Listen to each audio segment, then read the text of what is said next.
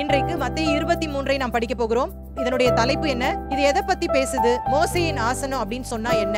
7 வகையான பரிசேயர்கள் இருந்தார்கள் என்று சொல்லி குறிப்பிடப்பட்டிருக்கிறது. இன்றைய கிறிஸ்தவத்தில் யார் பரிசேயர்கள்? இந்த 5 lakh trees அல்லது இந்த காப்பு நாடா அப்படிங்கிறது என்ன அப்படின்னா, இது எதுக்கு அப்படின்னு சொன்னா, எதற்காக அவர்கள் இதை செய்கிறார்கள் என்று சொன்னால், கிறிஸ்தவர்களே நீங்கள் எப்படிப்பட்டவர்களா நீங்க ஊழியம் செய்யணும்? அன்றைக்கு வாழ்ந்த அந்த பரிசேயர்கள் மேல் வந்த அந்த நியாய தீர்ப்பு. நிறைய விஷயங்களை சொல்லலாம், ஆனா நம்ம ஈஸியா ஞாபகம் வச்சுக்கிறதுக்கு 8 விதமான தலைப்புகளை கொடுத்து நம்ம விரைவா படிக்க போறோம். இன்னைக்கு பிரசன்ட் டே பாரசீஸ் இந்த காலகட்டத்தில் வாழ்கிற கிறிஸ்தவர்களுக்கும் கம்பேர் பண்ணி படிச்சு, ஒருவேளை அப்படிப்பட்ட குணங்கள் நம்முடைய வாழ்க்கையில இருக்கிறது என்பதை உணர்ந்தோம் என்று சொன்னால், நம்மையும் நம்ம திருத்திக் கொண்டு இந்த நியாய தீர்ப்புல இருந்து தப்பித்துக் கொள்வதற்கு தான் இந்த பாடத்தை நம்ம படிக்கிறோம். நம்மை ஆளுகை செய்கிற ராஜாவாய் இருக்கிற இயேசு கிறிஸ்துவின் இனிய நாமத்தில் உங்களை நான் வாழ்த்துகிறேன். மத்தேயு சுவிசேஷத்துல செயல்கள் அப்படின்ற தலைப்பின் கீழே படிச்சுட்டு இருக்கிறோம். செயல்கள், டீட்ஸ் அப்படின்னு சொல்லும் பொழுது மத்தேயு 19ஆம் அதிகாரத்துல இருந்து 23ஆம் அதிகாரம் வரைக்கும் இந்த பகுதியில வருகிறது. இன்றைக்கு மத்தேயு 23 நாம் படிக்க போகிறோம். இதனுடைய தலைப்பு என்ன? வேத பாரகர்களுக்கும் பரிசேயர்களுக்கும் கிடைக்க போகும் நியாய தீர்ப்பு. இல்லாவிட்டால் வேத பாரகர்களுக்கும் பரிசேயர்களுக்கும் ஐயோ அப்படின்னு சொல்லிட்டு இதுக்கு தலைப்பு கொடுத்துக்கலாம். Matthew 23, the judgment to the scribes and the Pharisees. Woes to the scribes and the Pharisees. இதுல மொத்தம் 39 வசனங்கள் இருக்கிறது. அதை 3 பகுதிகளாக நம்ம பிரித்து கொள்ள போகிறோம். 1 முதல் 12 வசனங்கள் வரைக்கும் இயேசு வேத பாரகர்கள் பரிசேயர்களை கடிந்து கொள்ளுகிறார். 13 முதல் 36 வசனங்கள் வரைக்கும் மத தலைவர்கள் மீது 8 சாபங்கள். 37 முதல் 39 வரைக்கும் இயேசு எருசலேமை நினைத்து புலம்புகிறார். Matthew 23, 1 to 12 verses, Jesus rebukes the scribes and the Pharisees. 13 to 36, the 8 woes to the religious leaders. 37 to 39, Jesus laments for Jerusalem. இப்ப முதல் பகுதியை நம்ம படிக்க போறோம். மத்தேயு 23ஆம் அதிகாரம் 1 to 12 வசனங்கள் வரைக்கும் இயேசு வேத பாரகர்கள் பரிசேயர்களை கடிந்து கொள்ளுகிறார். Jesus rebukes the scribes and the Pharisees. முதல் 2 வசனங்களை நம்ம வாசிக்க போறோம். பின்பு இயேசு ஜனங்களையும் தம்முடைய சீஷர்களையும் நோக்கி, வேத பாரகரும் பரிசேயரும் மோசேயினுடைய ஆசனத்தில் உட்கார்ந்திருக்கிறார்கள். 22ஆம் அதிகாரத்தை நாம் தியானிக்கும் பொழுது அந்த கடைசி பகுதியில ஏராளமான கேள்வி பதில்களை நாம் படித்தோம். முதல் குரூப் வராங்க. பரிசேயர்கள் தங்களுடைய சீஷரையும் ஏரோதியரையும் அனுப்பி இயேசு கிட்ட கேள்வி கேட்டதை பார்த்தோம். அடுத்த குரூப் யாரு? சதுசேயர்கள் வந்தாங்க. அடுத்தது யார் வந்தது? அந்த ஸ்கிரைப், நியாயசாஸ்திரி வந்து கேள்வி கேட்டதை நம்ம பார்த்தோம். கடைசியாக இயேசுவே என்ன பண்றாரு? கேள்விகளை கேட்டு அவர் பதில் கொடுக்கிறதை நாம் பார்க்கலாம். இப்ப இயேசு இந்த பூமியிலே அவர் இருக்க போகிற அந்த நாட்கள் மிகவும் குறைவு. 1 வாரம் தான் அவர் இருக்க போறாரு. இந்த 1 வாரத்துல அவர் செய்ய வேண்டிய காரியங்களை விரைவாய் செய்ய வேண்டும்.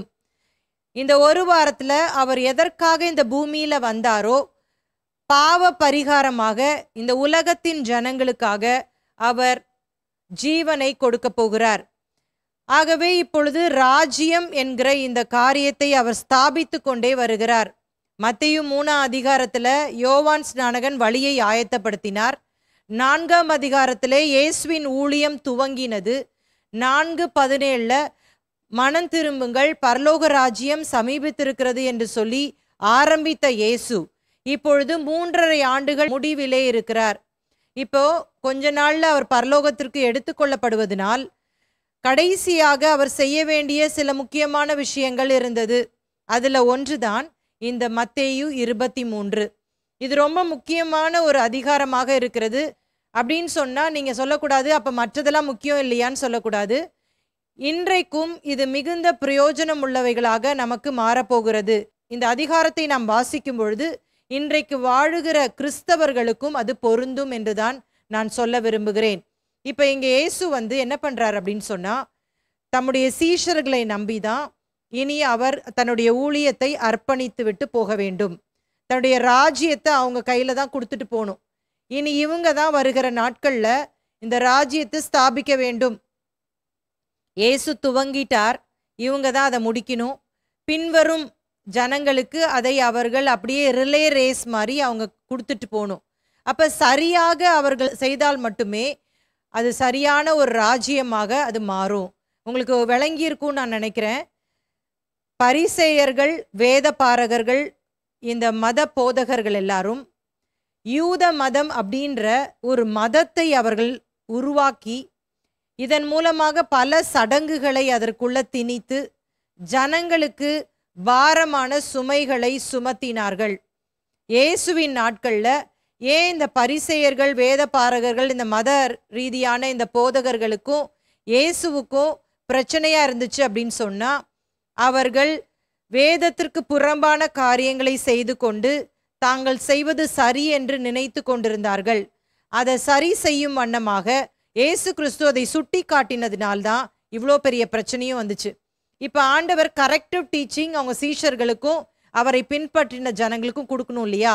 அதனால இவ்வளோ நேரம் அந்த மத போதகர்கள், வேத பாரகர்கள், சதுசேயர்கள்ட்ட பேசின அவருடைய அட்டென்ஷன் இப்போ யார் பக்கம் திரும்பிருச்சு? சீஷர்கள் பக்கம் திரும்பிருச்சு. அதை தான் நம்ம இங்கே வாசிக்கிறோம். பின்பு இயேசு ஜனங்களையும் தம்முடைய சீஷர்களையும் நோக்கி என்ன சொல்றார் ஆண்டவர்? வேத பாரகரும் பரிசேயரும் மோசேயினுடைய ஆசனத்தில் உட்கார்ந்திருக்கிறார்கள். இது எதை பத்தி பேசுது? மோசேயின் ஆசனம் அப்படின்னு சொன்னா என்ன? இந்த நாட்கள்ல நம்முடைய அனுதின வழக்க சொல்ல நம்ம பேசுற காரியத்தையே நம்ம உதாரணமா எடுத்துக்கலாம். இப்ப ஒரு போலீஸ் எடுத்துக்கோங்களேன். நிறைய பேர் சொல்லுவாங்க, இந்த போலீஸ் பயங்கர மோசமான ஒரு ஆளு, பயங்கர லஞ்சம் வாங்குறாரு, அநீதியான காரியங்களை செய்யறாரு, ஆனா அவருடைய ட்ரெஸ்ஸுக்காக நான் அவரை சும்மா விட்டு வச்சிருக்கிறேன் அப்படின்னா என்ன அர்த்தம்? அவருடைய யூனிஃபார்மை நான் மதிக்கிறேன், அந்த காக்கி சட்டையை நான் மதிக்கிறேன் அப்படின்னு சொல்லுவாங்க. இப்போ இன்னொரு உதாரணத்தை கூட நம்ம எடுத்துக்கிட்டோம் அப்படின்னு சொன்னா, ஒரு ஆசிரியர் இருக்கிறாங்க. அந்த ஆசிரியர் எவ்வளவு மோசமானவராக இருந்தாலும் அந்த ஆசிரியருடைய நாற்காலி என்பது மிகவும் முக்கியமானது. அதற்கு ஒத்த காரியத்தை தான் இங்க இயேசு சொல்றாரு. என்ன சொல்றாருன்னா, the Jews spoke of the teacher's seat as we speak of a professor's chair. நம்ம எப்படி ஒரு ஆசிரியருடைய சேர் இம்பார்ட்டன்ட் அப்படின்னு சொல்லும் பொழுது அந்த அத்தாரிட்டி, அந்த அதிகாரத்தை நம்ம சொல்ற மாதிரி இங்க இயேசு மோசேயினுடைய ஆசனம் என்று சொல்லும் பொழுது அவர் அந்த அதிகாரத்தை இங்க சொல்லுகிறதை பார்க்கலாம். 1926ஆம் ஆண்டிலே எருசலேம் தேவாலயத்திற்கு எதிராக ஒரு ஜெப ஆலயத்திலே ஒரு அழகான கற்களால் செய்யப்பட்ட ஒரு ஆசனத்தை கண்டுபிடித்திருக்கிறார்கள். இந்த அகழ்வாராய்ச்சியாளர்கள் என்ன சொல்லுகிறார்கள் என்று சொன்னால், இந்த கற்கள் பாசால்ட் அப்படின்னு சொல்லுகிற அந்த கற்களால செய்யப்பட்டிருந்தது. இதுதான் யூதர்கள் மோசேயின் ஆசனம் என்று சொல்லி கருதுகிறார்கள் என்பதை இவர்கள் சொல்லுகிறார்கள். அந்த நாட்கள்ல இருந்த யூத மத போதகர்கள், இந்த வேத பாரகர்கள், இந்த பரிசேயர்கள் என்ன பண்ணாங்க அப்படின்னா, இந்த ஆசனத்துல உட்கார்ந்து ஜெப ஆலயங்கள்ல அவங்களுக்கு நியாயப்பிரமாணத்தை கற்றுக் கொடுத்துட்டு இருந்தாங்க. அப்ப இவங்க என்ன அநீதியான காரியங்களை செஞ்சுட்டு இருந்தாலும் ஜனங்கள்லாம் அவங்கள எதுக்குறதுக்கு பயந்தாங்க. ஏன்னா அந்த ஆளுமை, அந்த அதிகாரம், அந்த அத்தாரிட்டி, அந்த சேருக்கு அவங்க பயந்தாங்க. அதை தான் இங்கே இயேசு குறிப்பிட்டு சொல்லுகிறதை நாம் பார்க்கலாம். நான் ஏற்கனவே நம்முடைய பல பாடங்களே நான் உங்களுக்கு கற்றுக் கொடுத்திருக்கிறேன். 2 முக்கியமான பரிசேயர் கூட்டம் இருந்தார்கள். ஒன்று யார் அப்படின்னு சொன்னா ஷம்மாய். இதுல இருந்தா ரபிமார்கள் வந்தாங்க. இன்னொன்று ஹிலேல். இந்த ஷம்மாய் வகுப்பினர் எப்படிப்பட்டவர்கள்? அவர்கள் நியாயப்பிரமாணத்தை அப்படியே எடுத்துக்கொண்டு கடுமையான சட்டத்திட்டங்களை உருவாக்கி கடைபிடித்தார்கள்.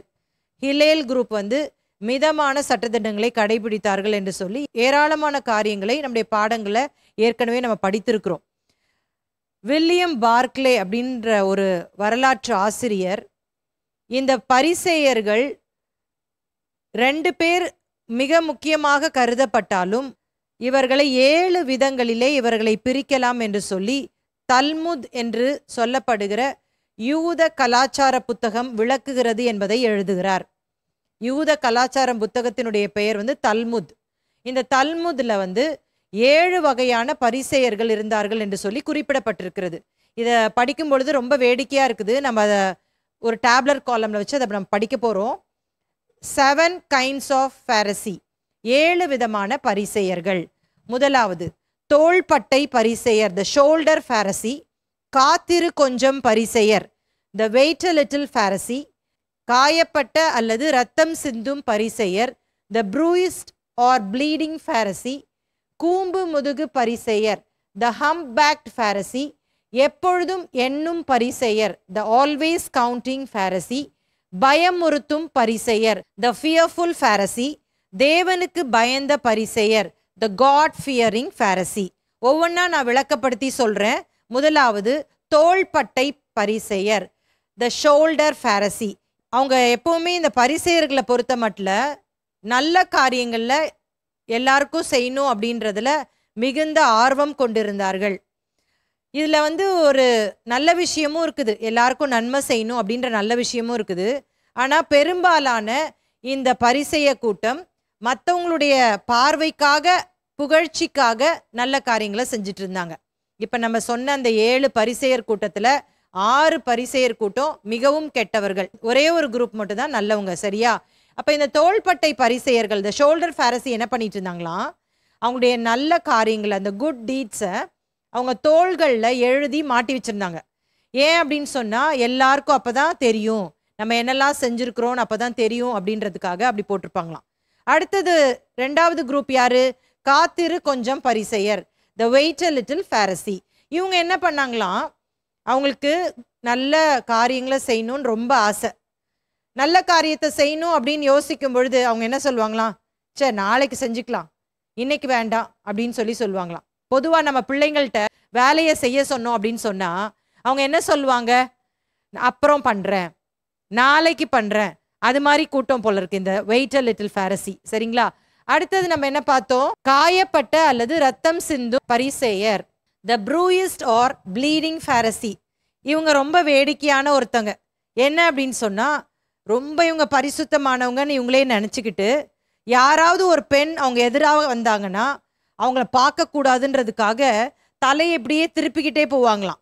தலையை இப்படி திருப்பிக்கிட்டே போகிறனால எங்கேயாவது போய் முட்டி மோதி காலில் இடி வாங்கி ரத்தம் அப்படியே கொட்டிகிட்டே இருக்குமா. அதனால தான் இங்கே அவங்க பேர் என்னது, காயப்பட்ட அல்லது ரத்தம் சிந்தும் பரிசேயர். புரியுதா? அடுத்தது கூம்பு முதுகு பரிசேயர். இவங்க இன்னும் ரொம்ப காமெடியான ஒரு பர்சன். இவங்க என்ன பண்ணுவாங்களாம், அப்படியே குனிஞ்சுக்கிட்டே தான் நடந்து போவாங்களாம். ஏன் குனிஞ்சிட்டு நடந்து போவாங்க அப்படின்னு சொன்னால், நாங்கள் ரொம்ப தாழ்மையானவங்க அப்படின்றதுக்கு, அடக்கமாக போகிறோம் அப்படின்றதுக்கு அடையாளமாக அவங்க அப்படி போவாங்களாம். முக்கியமாக சொல்லணும்னா இந்த கூம்பு முதுகு பரிசேயர், த ஹம்ப்யாக்ட் pharisee என்ன பண்ணுவாங்களாம், அவங்க ஸ்டெப்ஸு, கால் ஸ்டெப்ஸ் இருக்குல்ல, அதை எடுத்தே வைக்க மாட்டாங்களாம். அப்படியே தேய்ச்சி தேய்ச்சி குனிஞ்சு குனிஞ்சு நடந்து போயிட்டு இருப்பாங்களாம். ஏன் அப்படின்னு சொன்னால், காலை தூக்கிட்டாலே அடக்கம் கெட்டு போயிடும்னு நினைக்கிற ஒரு கூட்டம். நாங்கள் தாழ்மையை அப்படியே காட்டுறோம் அப்படின்னு சொல்லிட்டு இந்த குரூப் போகும். அடுத்தது 5வது ஒரு குரூப் என்னது, எப்பொழுதும் எண்ணும் பரிசேயர், த ஆல்வேஸ் கவுண்டிங் pharisee. இவங்க என்ன பண்ணுவாங்க, நான் ஏற்கனவே சொன்ன மாதிரி நல்ல காரியத்தை செய்யணும்னு ரொம்ப குறியா இருக்கிறவங்க எப்பவுமே அந்த நல்ல காரியத்தை எண்ணிக்கிட்டே இருப்பாங்களாம். நாங்கள் இத்தனை நல்ல காரியம் செஞ்சுருக்கிறோம், ஆண்டவர் எங்களுக்கு அதற்கு பதிலாக இவ்வளோ காரியத்துக்கு கடன் பட்டிருக்கிறாரு அப்படின்னு கூட்டிக்கிட்டே இருப்பாங்களாம். எப்போ பார்த்தாலும் கவுண்ட் பண்ணிகிட்டே இருப்பாங்க. அடுத்தது ஒரு பரிசேயர் கூட்டம், அவங்க பேரு பயமுறுத்தும் பரிசேயர், த ஃபியர்ஃபுல் pharisee. பயமுறுத்தும் அப்படின்னா இவங்க என்ன பண்ணுவாங்களாம், ஆண்டவர் நல்ல காரியம் செய்யலைன்னா உன்னை அடிச்சே போட்டுருவாரு, ஆகவே நீ நல்ல காரியம் செஞ்சிரு அப்படின்னு சொல்லிட்டு ஜனங்களையும் பயமுறுத்தி அவங்களும் பயந்து பயந்து என்ன பண்ணுவாங்களாம், நல்ல காரியத்தை செய்வாங்களாம். கடைசியாக தேவனுக்கு பயந்த பரிசேயர், த காட் ஃபியரிங் pharisee. இவங்க மட்டும்தான் உண்மையா ஆண்டவருக்கு பயந்து எல்லா காரியத்தையும் செய்வாங்களாம். அப்போ உங்களுக்கு புரிஞ்சுதா எப்படி அந்த நாட்களில் பரிசேயர்கள் இருந்தாங்க அப்படின்னு சொல்லிட்டு? சரி, இதெல்லாம் நமக்கு எதுக்கு அப்படின்னு சொல்லிட்டு நீங்கள் நினைக்கலாம்ல. இன்றைய கிறிஸ்தவத்தில் யார் பரிசேயர்கள்? Who are pharisees in today's Christianity? இந்த 7 வகையான பரிசேயர்களை நான் மெடிடேட் பண்ணும்போது எனக்கு ஞாபகம் வந்த சில காரியங்களை இப்போ நம்ம படிக்க போகிறோம். 7 kinds of present day Pharisee. 7 விதமான இன்றைய பரிசேயர்கள். நம்ம என்ன சொன்னோம், தோள்பட்டை பரிசேயர், ஷோல்டர் pharisee. எப்படி அப்படின்னா நல்ல காரியங்களை காணும்படி செய்வார்கள். இதுக்கு உதாரணமா ஒரு காரியத்தை சொல்றேன் பாருங்களேன். கொரோனா வந்துச்சு, அரசாங்கம் ஒரு பக்கம் உதவி செஞ்சது, தொண்டு நிறுவனங்கள் உதவி செய்தார்கள், கிறிஸ்தவர்களும் உதவி செய்தார்கள். ஆனா கிறிஸ்தவர்கள் உதவி செய்தார்கள் என்று சொல்லும் பொழுது ஒரு காரியத்தை இங்கே குறிப்பிட்டு நான் சொல்ல விரும்புகிறேன். எப்படி அன்றைக்கு அந்த தோள்பட்டை பரிசேயர்கள், இந்த ஷோல்டர் pharisee, அவங்க தோள்பட்டையில் என்ன பண்ணிட்டாங்க, பட்டியலிட்டு நான் இதை செஞ்சேன் அதை செஞ்சேன் அப்படின்னு எழுதி வச்சிருந்தாங்கல்ல. அது மாதிரி ஃபேஸ்புக்கில், சோஷியல் மீடியாவில் நாங்கள் இத்தனை ஃபுட் பேக்கெட்ஸு இங்கெல்லாம் போய் டிஸ்ட்ரிபியூட் பண்ணோம், இத்தனை பேருக்கு ஆடைகள் வாங்கி கொடுத்தோம், இந்தந்த காரியத்தை செஞ்சோம், நாங்கள் சர்ச்சு கட்டி கொடுத்தோம், இதை பண்ணோம் அதை பண்ணோன்னு சொல்லிட்டு தம்பட்டம் அடிக்கிற அந்த கிறிஸ்தவ கூட்டத்தை பார்த்து நம்ம என்ன பேர் வைக்கலாம் அப்படின்னு சொன்னால் தோள்பட்டை பரிசேயர். பரிசேயர்கள் என்னைக்கோ முடிஞ்சிருச்சுன்னு கிடையாது, இன்னைக்கும் இந்த பரிசேய கூட்டம் கிறிஸ்தவத்தில் இருக்க தான் செய்யுது. அப்போ மனுஷர் காணும்படியாக யார் ஒருவர் எல்லா காரியங்களையும் செய்கிறாங்களோ அவங்களுக்கு என்ன பேர் வச்சிடலாம்? தோள்பட்டை பரிசேயர். இனிமேல் அந்த மாதிரி நம்ம ஐடென்டிஃபை பண்ணலாம். அடுத்தது காத்திரு கொஞ்சம் பரிசேயர். இவங்க என்ன சொல்லலாம்? இந்த காலத்து கிறிஸ்தவர்களுக்கு எப்படி கம்பேர் பண்ணலாம் அப்படின்னா, நாளைக்கு என்று தள்ளி போடும் கிறிஸ்தவர்கள்.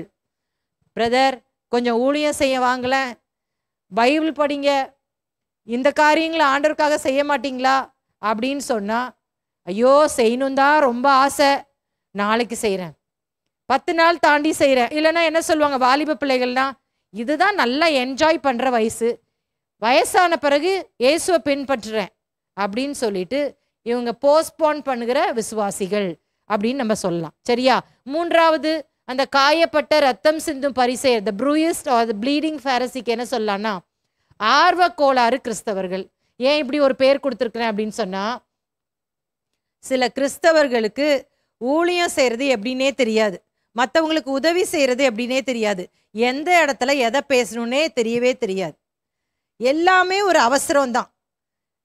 ஏதாவது யார்கிட்டனா போய் ஏதாவது சுவிசேஷம் சொல்லணும்னா தடால் புடால்னு போய் சொல்லிடுவாங்க. நீ இயேசு ஏற்றுக்கலாம், நீ நரகத்துக்கு தான் போவ, நீ பொட்டை எடு, இதை பண்ணு அதை பண்ணு, நீ இப்படி பண்ணாதான் அப்படிதான் சொல்லி அப்படியே போட்டு மொத்தத்தையும் உடச்சி போட்டுருவாங்க.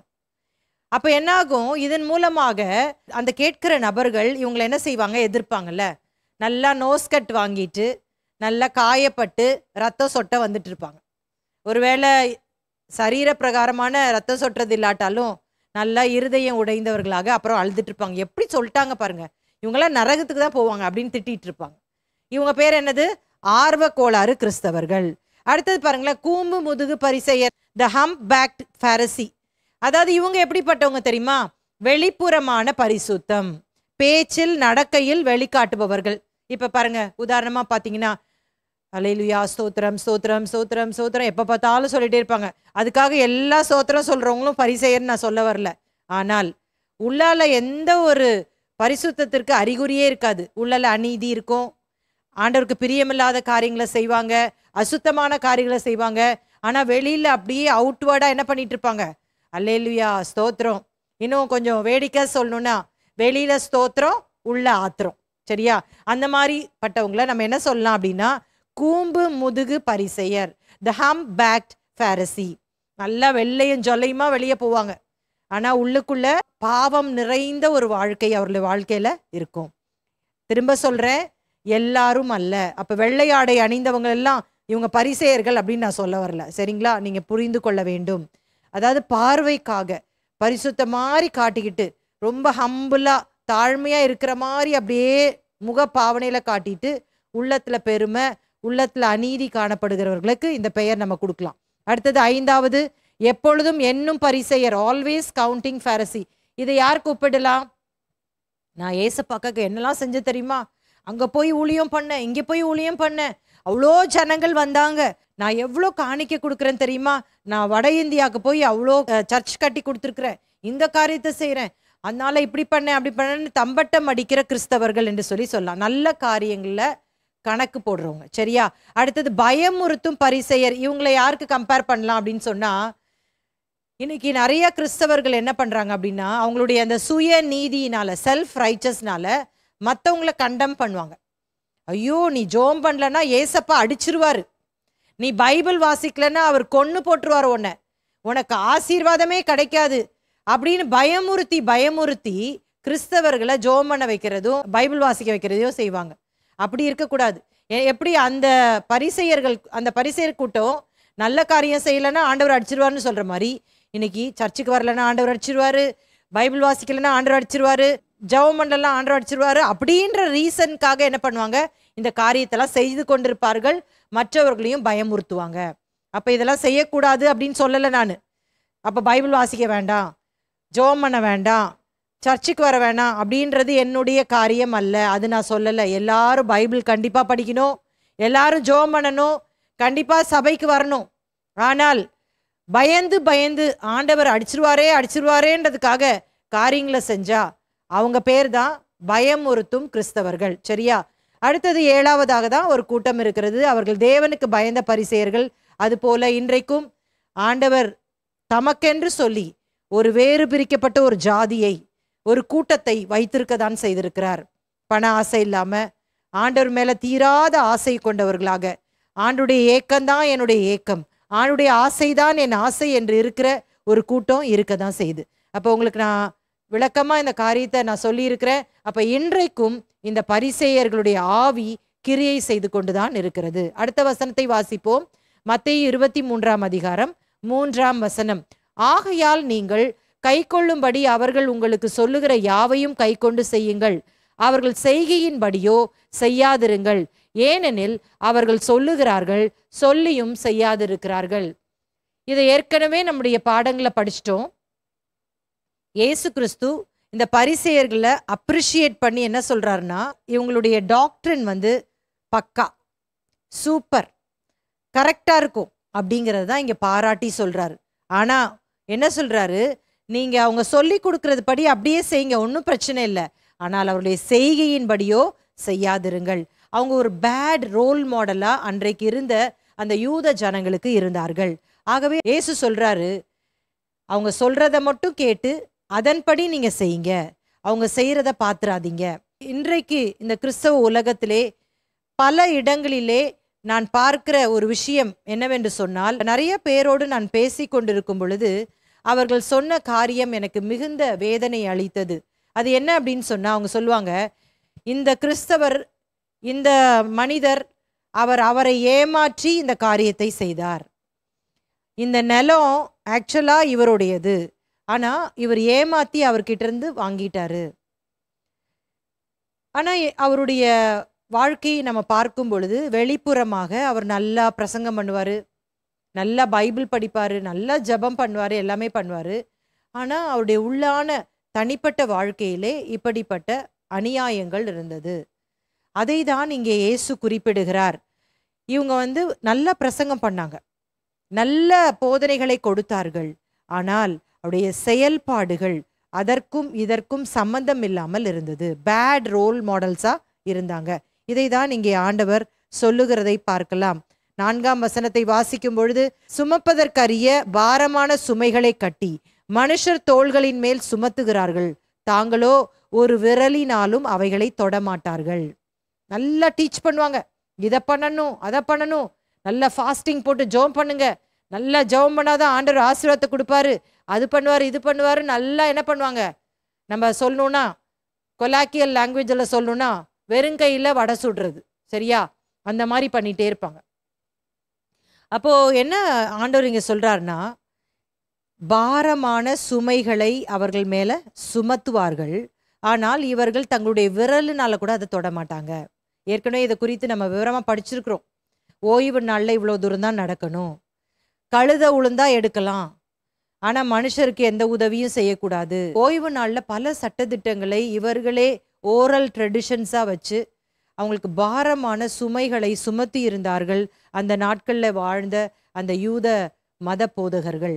இயேசு கிறிஸ்து அதனால தானே சொன்னாரு, மத்தேயு 11ஆம் அதிகாரம் 28 வாசிக்கும் பொழுது, வருத்தப்பட்டு பாரம் சுமக்கிறவர்களே, நீங்கள் எல்லாரும் என்னிடத்தில் வாருங்கள், நான் உங்களுக்கு இளைப்பாறுதல் தருகிறேன், என் சுமை அது மெதுவாயும் லகுவாயும் இருக்கிறது அப்படின்னு சொல்லிட்டு ஆண்டவர் சொல்றாரு, உங்கள் நுகத்தை என் மேல வைத்து விடுங்கள். அதை இதை தான் சொல்றாரு. அப்ப இவங்க எப்படிப்பட்டவங்களா இருந்தாங்கன்னா, பேர்டன் கிவர்ஸ், பேர்டன் டேக்கர்ஸ் அல்ல, பேர்டன் கிவர்ஸ். ஆனா இயேசு கிறிஸ்து நம்முடைய பாரத்தை அவர் சுமக்கும்படியாக அவர் வந்தார்.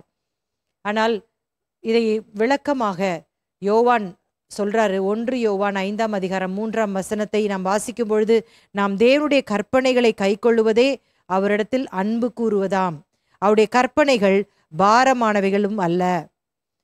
இதை நான் அடிக்கடி நம்முடைய பாடத்துல சொல்றேன்ல, ஆண்டவர் நமக்கு இந்த பைபிள்ல எழுதி வச்சிருக்கிறது நம்ம கஷ்டமே கிடையாது. நிறைய பேர் என்ன யோசிக்கிறோம் அப்படின்னா, நாங்க வெளியே ஜாலியா இருந்தோம், நல்லா எல்லாமே அனுபவிச்சோம், ஆனா ரட்சிக்கப்பட்ட உடனே சபைக்குள்ள வந்த உடனே இது செய்யக்கூடாது, அது செய்யக்கூடாது. ஒருவேளை வாலிப பிள்ளைகளா இருந்தா சினிமா பார்க்கக்கூடாதுன்னு சொல்றாங்களே, இந்த காரியத்தை செய்யக்கூடாதுன்னு சொல்றாங்களே, நிறைய டோன்ட்ஸ் தான் இருக்கு அப்படின்னு சொல்லி அவங்க ரொம்ப வேதனைப்படுவாங்க. ஆனால் இங்க வேதம் தெளிவாக சொல்லுகிறது, போன வாரத்திலேயே நம்ம தியானித்தோம் இதே காரியத்தை, தேவனுடைய கற்பனைகளை கை கொள்ளுவது அவரிடத்தில் அன்பு கூறுவதற்கு அடையாளம். அது நமக்கு பேர்டன் கிடையாது அப்படிங்கிறது தான் யோவான் இங்கே விளக்கி சொல்லுகிறதை பார்க்கலாம். ஆனால் அந்த ஆதி சபையிலே அநேக இந்த யூத கிறிஸ்தவர்கள் என்ன பண்ணாங்கன்னா, பாரமான காரியங்களை அவர்கள் சுமத்தினார்கள், சுய நீதிக்காரர்களாக வாழ்ந்தார்கள், லீகலிஸ்ட். அதனால பேதுரு இந்த இடத்துல சொல்றாரு, அப்போஸ்தலர் 15ஆம் அதிகாரம் 10ஆம் வசனத்துல, இப்படி இருக்க நம்முடைய பிதாக்களாலும் நம்மாலும் சுமக்க கூடாதிருந்த நுகத்தடியை சீஷர் கழுத்தின் மேல் சுமத்துவதினால் நீங்கள் தேவனை சோதிப்பானேன். யூதர்கள் கிறிஸ்தவர்களாக மாறின பிற்பாடு, புறஜாதிகள் கிறிஸ்துவை ஏற்றுக்கொண்டு உள்ள வந்த பிற்பாடு அந்த பழைய காரியத்தை அவர்களுக்குள்ளே திணிக்க ஆரம்பித்தார்கள். உதாரணமாக பார்த்தீங்கன்னா, அந்த சர்க்கம்சிஷன், விருத்த சேதனத்தை அவங்க எம்பசைஸ் பண்ணாங்க. கோஷேர் என்று சொல்லப்படுகிற உணவு கட்டுப்பாடு, அதை அவர்கள் திணித்தார்கள். ஆக்சுவலா லேவியராகம் 11ஆம் அதிகாரம் யூதர்களுக்கு ஆண்டவர் கொடுத்ததான கட்டளை. கிறிஸ்தவத்திலே லேவியராகம் 11ஆம் அதிகாரம் கிடையாது, விருத்த சேதனம் கிடையாது. ஆனால் யூத கிறிஸ்தவர்களாக மாறின பிற்பாடு வருகிற அந்த கிறிஸ்தவர்களை அவர்கள் என்ன பண்ணாங்க, இந்த காரியங்களை செய்யும்படியாக அவர்களை திணித்த பொழுது பேதுரு சொல்றாரு, நம்மளாலே அதை சுமக்க முடியலையே, நீங்க தேவனை இப்படி சோதிக்கலாமா அப்படின்னு சொல்லிட்டு கேட்கறத நம்ம பார்க்கலாம்.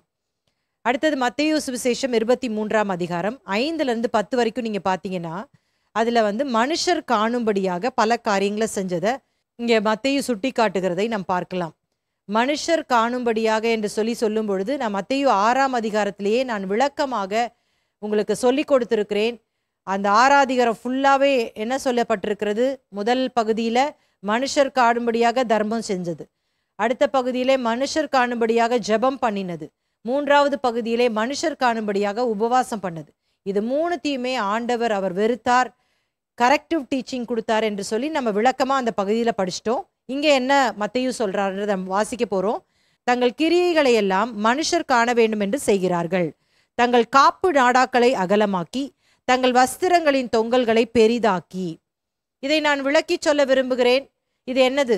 காப்பு நாடாக்களை அகலமாக்கி. இது ஆங்கிலத்தில் நம்ம வாசிக்கும் பொழுது ஃபைலாக்ட்ரீஸ் அப்படின்றது போட்டிருக்கு. இந்த ஃபைலாக்ட்ரீஸ் அல்லது இந்த காப்பு நாடா அப்படிங்கிறது என்ன அப்படின்னா, அந்த நாட்களில் யூத ஜனங்கள் இந்த கற்பனைகளை இல்லாவிட்டால் தேவனை நினைவிலே வைத்து கொள்ள வேண்டும் என்பதற்காக, நியாயப்பிரமாணத்தை மறக்காமல் இருக்கும்படியாக அவர்கள் என்ன பண்ணுவாங்கன்னா, ஒரு குட்டி ஸ்கொயர் ஷேப்பில் ஒரு லெதர் பாக்ஸ்குள்ள டோராவின் சில முக்கியமான வசனங்களை எழுதி அதுக்குள்ளே வச்சு அதை ஒரு பாக்ஸ் மாதிரி உண்டு பண்ணி அதுக்கு ஒரு டேப் மாதிரி கட்டி நெற்றியிலும் கைகளிலும் அதை அணிந்திருந்தார்கள். இந்த படத்தில் உங்களுக்கு காட்டுறேன் பாருங்களேன். நெற்றியில் ஒரு ரபி போட்டிருக்கிறாரு, ஒரு யூதன் போட்டிருக்கிறதையும் அந்த ஒரு யூதன் கைகளில் அந்த டேப்பை சுற்றி இருக்கிறார்ல, பாக்ஸ் மாதிரி இருக்கிற ஷேப் தெரியுதா உங்களுக்கு? இது எதுக்கு அப்படின்னு சொன்னால், எதற்காக அவர்கள் இதை செய்கிறார்கள் என்று சொன்னால், தேவன் அவர்களுக்கு யாத்ராகமம் 13ஆம் அதிகாரம் 9ஆம் வசனத்திலே கட்டளையாக கொடுத்திருந்தார். அவர்கள் எகிப்து தேசத்திலிருந்து புறப்பட்டு வந்ததற்கு அடையாளமாக இவைகளை செய்ய வேண்டும் என்று சொல்லி. அதை வாசிப்போம். கர்த்தரின் நியாயப்பிரமாணம் உன் வாயில் இருக்கும்படிக்கு இது உன் கையிலே ஒரு அடையாளமாகவும் உன் கண்களின் நடுவே நினைப்பூட்டுதலாகவும் இருக்க கடவது. பலத்த கையினால் கர்த்தர் உன்னை எகிப்திலிருந்து புறப்பட பண்ணினார். உபாகமம் 6:8 வாசித்துருவோம். அவைகளை உன் கையின் மேல் அடையாளமாக கட்டிக்கொள்வாயாக, அவைகள் உன் கண்களுக்கு நடுவே ஞாபக குறியாய் இருக்க கடவது. அப்ப இதை தான் அவர்கள் என்ன செய்வாங்க, யூத ஆண் மகன்கள் 13 வயது ஆயிடுச்சு அப்படின்னு சொன்னா அவர்கள் இந்த பாக்ஸ் மாதிரி இருக்கிற அந்த காப்பு நாடான்னு தமிழில் டிரான்ஸ்லேட் பண்ணியிருக்கிறாங்க. என்ன அடிப்படையில் பண்ணியிருக்காங்கன்னு தெரில. இதை ஃபைலாக்ட்ரீஸ் அப்படின்னு சொல்லுவாங்க. இதை அவங்க நெற்றியிலும் தங்களுடைய கைகளிலும் அணிந்திருப்பார்கள். இதுக்கு உள்ள 4 அந்த டோராவின் சுருள்கள் காணப்பட்டிருந்தது. இந்த படத்தில் நான் காட்டுறேன் பாருங்க. அதில் என்ன எழுதப்பட்டிருந்தது என்று சொன்னால், யாத்ராகமம் 13ஆம் அதிகாரம் 1-10 வசனங்கள். யாத்ராகமம் 13:11-16 வசனங்கள், உபாகமம் 6:4-9 வரை, உபாகமம் 11:13-21 வரை. இந்த 4 வசனங்களையும் அந்த சுருள்களில் எழுதி வச்சிருந்தாங்க. இதை ஞாபகக்குறியாக அவங்க நெற்றியிலும் அவங்க கைகளிலும் அணிந்திருந்தார்கள். இன்றைக்கு கிறிஸ்தவத்தில் பல டிவிஷனில் ஒரு டிவிஷன் ரோமன் கத்தோலிக்கர்கள். இவர்களுக்கு ரோசரி என்று சொல்லுகிற அந்த ஜெபமாலை வைத்திருப்பார்கள். ஒவ்வொரு அந்த மணியை உருட்டும் பொழுது ஒரு ஜெபம் செய்து கொண்டிருப்பார்கள். ஒருவேளை அன்றைக்கு ஆரம்பித்த இந்த ஜெபமாலை பழக்கம் என்னத்துக்கு அப்படின்னு சொன்னால், எளிதாக அந்த ஜெபங்களை ஆண்டவரிடத்தில் ஏறெடுப்பதற்கு, இல்லாவிட்டால் ஞாபகம் வைத்து கொள்ளுவதற்கு அந்த நாளில் இருந்த பாதிரியார்கள் இதை உண்டு பண்ணியிருக்கிறார்கள். இன்றைக்கு அதை கிளிப்பிள்ளை போல சொல்ல வேண்டிய அவசியம் இல்லை. அன்றைக்கு பரிசுத்த ஆவியானவர் இல்லை. இன்னும் சொல்ல போனா இவர்கள் எல்லாரும் அடிமைகளாக 430 ஆண்டுகள் எருசலேமிலே இருந்தார்கள். அவங்களுக்கு யோசிக்கிற திறன்லாம் கிடையாது.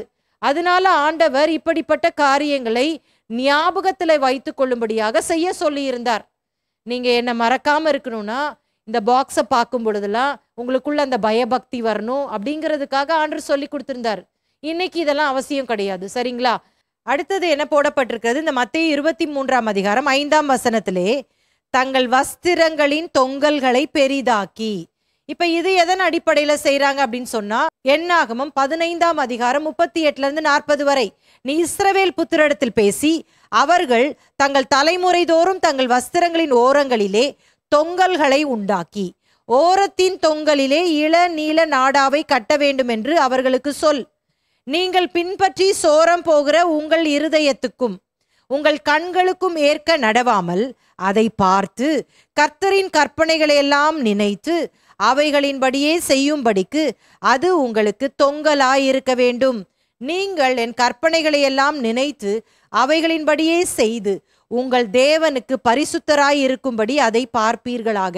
அப்ப இதெல்லாம் அடையாளங்களாக அன்றைக்கு யூத ஜனங்களுக்கு ஆண்டவர் கொடுத்திருந்தார். நீங்க சோரம் போகாதபடிக்கு, நீங்கள் பின்மாறி போகாதபடிக்கு, மற்ற தெய்வங்களை ஆராதிக்காதபடிக்கு இவைகள் உங்களுக்கு நினைப்பூட்டுதலாய் மாறட்டும். ரிமெம்பர் பண்றதுக்கு அப்படிப்பட்ட சைன்ஸ் ஆண்டவர் கொடுத்திருந்தார். அதற்காக தான் இந்த வஸ்திர தொங்கல். இப்ப பிரச்சனை என்ன? இவங்க வஸ்திர தொங்கல் போட்டதும் பிரச்சனை இல்லை, இந்த ஃபைலாக்ட்ரிஸ் அந்த டெஃபிலின்னு சொல்ற அந்த காரியத்தை செஞ்சதும் தப்பு இல்லை.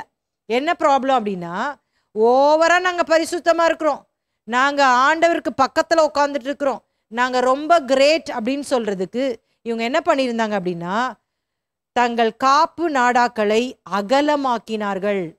காப்பு நாடா போட்டுக்கோ, அந்த ஸ்கொயர் பாக்ஸை எடுத்து கண்ணுக்கு இடையில அந்த நெற்றியில போட்டுக்கோ, பிரச்சனை இல்லை, கையில மாட்டிக்கோ, ப்ராப்ளம் இல்லை. ஆனா அதை பெருசாக்கிட்டாங்களாம். பெருசா போட்டா நிறைய பரிசுத்தம். இன்னைக்கு அதே இது கிறிஸ்தவத்திலையும் இருக்கு இல்லையா? நிறைய ஜெபம் பண்ணணும், டைம் பார்த்து பார்த்து இன்னைக்கு 2 மணி நேரம் பண்ணணும், 3, அதுக்காக 2 மணி நேரம் பண்ணக்கூடாதுன்னு நான் சொல்லலை. ஆனால் அதுதான் நம்முடைய பரிசுத்தத்தை வெளிக்காட்டுகிறது என்று சொல்லி ஒருபோதும் ஒருவரும் நினைத்து கொள்ளக்கூடாது. அதுதான் காப்பு நாடாக்களை அகலமாக்கி. நான் நிறைய பைபிள் படிச்சேன்னா நான் தான் எல்லாரோடையும் சூப்பர், நான் சர்ச்சில் எல்லா ஆராதனையும் அட்டென்ட் பண்ணனா நான் தான் பரிசுத்தவான், நான் தான் ஆவிக்குரியவன். அது ஒரு நாளும் நம்மளை பரிசுத்தவானாக அது நிர்ணயிக்காது. எது நம்மளை பரிசுத்தப்படுத்தும்? வேறு பிரிக்கப்பட்ட வாழ்க்கை. கிறிஸ்தவர்கள் பண ஆசை இல்லாம வாழணும், கிறிஸ்தவர்கள் நீதியான காரியங்களை பின்பற்றணும், அநீதிக்கு விலகி ஓடணும், தீமையை வெறுக்கணும், கர்த்தருக்கு பயந்து நடக்கணும். எப்பொழுதும் அவர்கள் ஒரு கிறிஸ்தவர்களாக எல்லா இடங்களிலும் அவர்கள் நடந்து கொள்ள வேண்டும். ஞாயிற்றுக்கிழமை எப்படி அவங்க கிறிஸ்தவங்களா வாழ்றாங்க அப்படின்றது முக்கியம் இல்லை, எல்லா நாட்களும் அவர்கள் கிறிஸ்தவர்களாக வாழ வேண்டும். மண்டே கிறிஸ்டியன் என்று சொல்லுவார்கள், நாட் சண்டே கிறிஸ்டியன். சண்டே கிறிஸ்டியனா இருக்கிறது ரொம்ப ஈஸி. திங்கள் முதல் சனி வரைக்கும் நம்முடைய குடும்பத்துல, நம்முடைய தனிப்பட்ட வாழ்க்கையில, நம்முடைய சமுதாயத்துல, நம்ம வேலை பார்க்குற இடத்துல நம்ம கிறிஸ்தவங்களா வாழ்றோமா? அதுதான் முக்கியம். நம்முடைய வாயின் வார்த்தை எப்படி இருக்கிறது, நம்முடைய சிந்தைகள் எப்படி இருக்கிறது, அதுதான் இம்பார்ட்டன்ட். அதை விட்டுட்டு நான் காலையில எழுந்த உடனே முதல்ல முழங்கால் படிட்டு ஜோம் பண்ணுவேன் அப்படின்னு சொல்லுவாங்க. ஆனால் ஜோம் பண்ணி ஏஞ்ச உடனே எல்லார்கிட்டையும் சண்டை போட்டுட்டு இருப்பாங்க. அதுவல்ல பரிசுத்தம். இங்கே அதை தான் சொல்லப்படுகிறது. அதை திரும்ப சொல்றேன், அதற்காக காலையில ஜெபம் பண்ணக்கூடாதுன்னு நான் சொல்லல. எப்படி நம்ம காலையில ஆண்டவரை தேடுகிறோமோ அது போல இடைவிடாமல் தேவனை தேடுவது மிக மிக முக்கியம். கர்த்தருக்கு பிரியமாய் நடப்பது மிக மிக முக்கியம். நிறைய வேளையில இந்த திருமணங்களிலே, இந்த மரண வீடுகளிலே கிறிஸ்தவத்தெல்லாம் ஓரம் ஒதுக்கிடுவாங்க. அந்த இடத்துலலாம் என்ன வந்துடும் அப்படின்னு சொன்னா சடங்குகள் வந்துடும். இது முறை அது முறை, இப்படி பண்ணணும் அப்படி பண்ணும். ஒருவேளை இதெல்லாம் இப்போ ஒருத்தரை கனப்படுத்துகிறதா இருக்கலாம், ஒருத்தருக்கு அன்பை வெளிப்படுத்துறதா இருக்கலாம். இப்படிப்பட்ட காரியங்களை நிச்சயமா செய்யணும். அதுக்காக நான் எதையுமே செய்ய மாட்டேன், கிறிஸ்தவன் ஆயிட்டேன்னு முறைச்சிக்கிட்டு போகக்கூடாது. அன்பை வெளிப்படுத்துகிற காரியம், ஒருவரோட ஐக்கியத்தை எம்பசைஸ் பண்ற காரியமா இருந்தா கண்டிப்பா செய்யலாம். ஆனா அதே நேரத்துல உலக பிரகாரமான சடங்குகளை ஒரு நாளும் கிறிஸ்தவத்துக்குள்ள என்ன பண்ணிடக்கூடாது, கொண்டு வந்துடக்கூடாது. கொண்டு வந்துட்டு நான் ரொம்ப பரிசுத்தமா இருக்கிறேன்னு ஆக்ட் பண்ணக்கூடாது. அதை தான் இங்க இயேசு குறிப்பிட்டு சொல்லுகிறார். தங்கள் காப்பு நாடாக்களை அகலமாக்கி, நான் இவ்வளோ நேரம் ஜெபம் பண்றேன், நான் இத்தனை காரியங்களை ஆண்டவருக்காக செய்கிறேன் அப்படின்னு மற்றவங்களை அவங்க என்ன செய்வாங்க, குற்றம் சாட்டுவாங்க. ஆனால் அவருடைய தனிப்பட்ட வாழ்க்கையிலே அநீதி காணப்படும். அவருடைய தனிப்பட்ட வாழ்க்கையிலே அவர்கள் மன்னிக்க மாட்டார்கள்.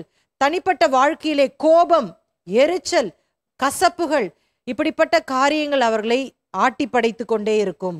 இதுதான் காப்பு நாடாக்களை அகலமாக்கி, பார்வைக்காக பரிசுத்தவான்கள் போல காட்டுவது. சரியா? தொங்கல்களை பெரிதாக்கி, தொங்கல் போடுறது பிரச்சனை இல்லை, ஜெபம் பண்றது பிரச்சனை இல்லை, ஜெபம் பண்ணணும். பைபிள் படிக்கிறது பிரச்சனை இல்லை, பைபிள் படிக்கணும். சர்ச்சுக்கு வரணும் கண்டிப்பா எல்லாரும். ஆனா தொங்கல்களை பெரிதாக்கி மற்றவங்க பார்த்து என்னை அப்ரிஷியேட் பண்ணணும், மற்றவங்க பார்த்து நான் பண்ணியிருக்கிற பிரதிஷ்டையை மெச்சிக்கணும். இதுக்காக செய்கிற காரியத்தை தான் இயேசு இங்கே கடிந்து கொள்ளுகிறதை பார்க்கலாம். அடுத்த வசனத்தை நாம் வாசிப்போம்.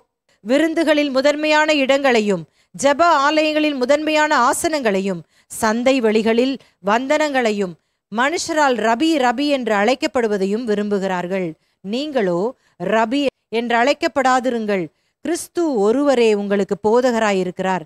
நீங்கள் எல்லாருக்கும் சகோதரராயிருக்கிறீர்கள். பூமியிலே ஒருவனையும் உங்கள் பிதா என்று சொல்லாதிருங்கள், பரலோகத்தில் இருக்கிற ஒருவரே உங்களுக்கு பிதாவாயிருக்கிறார். நீங்கள் குருக்கள் என்றும் அழைக்கப்படாதிருங்கள், கிறிஸ்து ஒருவரே உங்களுக்கு குருவாயிருக்கிறார். இதையும் நான் விளக்கி சொல்ல விரும்புகிறேன். இங்க இயேசு என்ன சொல்றாரு? அந்த நாட்கள் இந்த பரிசேயர்கள் என்ன செஞ்சிட்டு இருந்தாங்க? அந்த நாட்கள் இந்த பரிசேயர்கள் வேண்டுமென்றே தெருக்கள்ல தங்களுடைய காப்பு நாடாக்களை அகலமாக்கி போட்டுட்டு, தொங்கல்களை பெரிதாக போட்டுட்டு அப்படியே போயிட்டு இருப்பாங்க. ஸ்தோத்திரம் அல்லேலூயா அப்படின்னு அவங்க என்ன சொல்லிட்டு இருந்தாங்களோ தெரியல. எபிரேய ஏதாவது தோராவை சொல்லிட்டு போவாங்களா என்னன்னு தெரியல. அப்படியே எல்லாருக்கும் ஒருவேளை பிளஸ் பண்ணிட்டே போனாங்களான்னு தெரில. உடனே அங்கே தெருவில் நடக்கிறவங்களாம், ஐயோ praise Lord pastor, praise Lord, praise Lord. உடனே அப்படியே காலரெல்லாம் தூக்கி விட்டுக்கிட்டு அப்படியே பெருமையாக எல்லாரும் தங்களை ரபி என்று அழைக்க வேண்டும் என்று சொல்லி பெருமைக்காக அவர் அப்படி போனதை தான் இங்கே இயேசு கண்டித்து சொல்கிறார். அதை விட்டுட்டு இன்னைக்கு யாரையும் பாஸ்டர்னு கூப்பிடவே கூடாது, ரெவரண்டுன்னு போடுறது தப்பு, இப்படி சொல்லிட்டு இன்னைக்கு நிறைய பேர் போகிறாங்க. அப்படி கிடையாது.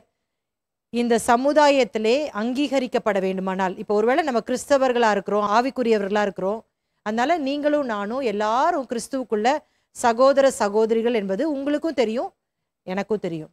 ஆனால் இந்த உலக ரீதியாக நம்ம பார்க்கும் பொழுது அவங்க கிறிஸ்தவம் அப்படின்னு சொன்னால் ஒரு பூசாரி இருப்பது போல ஒரு ரெவரண்ட், ஒரு பிஷப், ஒரு பாஸ்டர் இருக்கணும் அப்படிங்கிறத அவங்க புரிதல் அப்படி.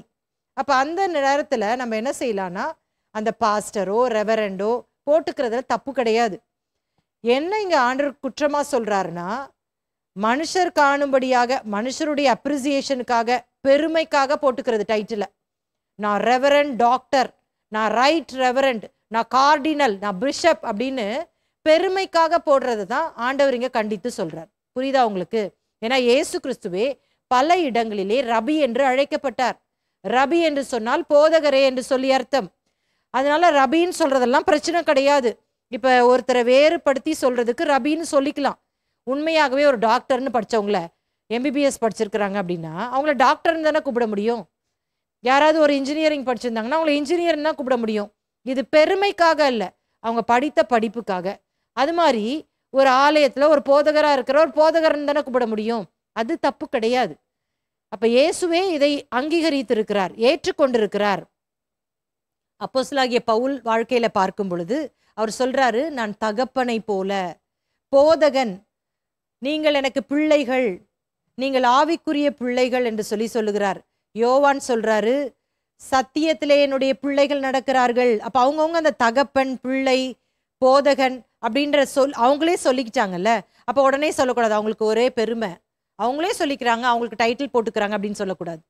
அவங்க அதை தன்னை ஐடென்டிஃபை பண்றதுக்காக அவர்கள் அப்படி காரியங்களை சொல்லுகிறதை பார்க்கலாம். அப்போ நம்ம இந்த டிஃபரன்ஸை புரிஞ்சுக்கணும். அதுதான் பின்வரும் வசனங்கள்ல இயேசு நமக்கு கற்றுக் கொடுக்கிற விஷயம். த வே ஆஃப் ஜீசஸ், இயேசுடைய வழி என்ன? மற்றவங்களுக்கு சேவை செய்யும் பொழுது நமக்கு அந்த ஹியூமிலிட்டி, அந்த தாழ்மை இருக்க வேண்டும் என்பதை அவர் சொல்லுகிறதை பார்க்கலாம். இந்த உலக பிரகாரமா பார்க்கும் பொழுது என்னை எவ்வளோ பேர் பின்பற்றி வராங்களோ, நிறைய கூட்டம் வந்துச்சுன்னா அவங்க என்ன நினச்சிக்குவாங்கன்னா, நான் ரொம்ப ஃபேமஸான ஆளு, நான் பெரிய காரியத்தை செஞ்சுட்டு இருக்கிறேன், நான் கிரேட் அப்படின்னு சொல்லி நினச்சிக்குவாங்க.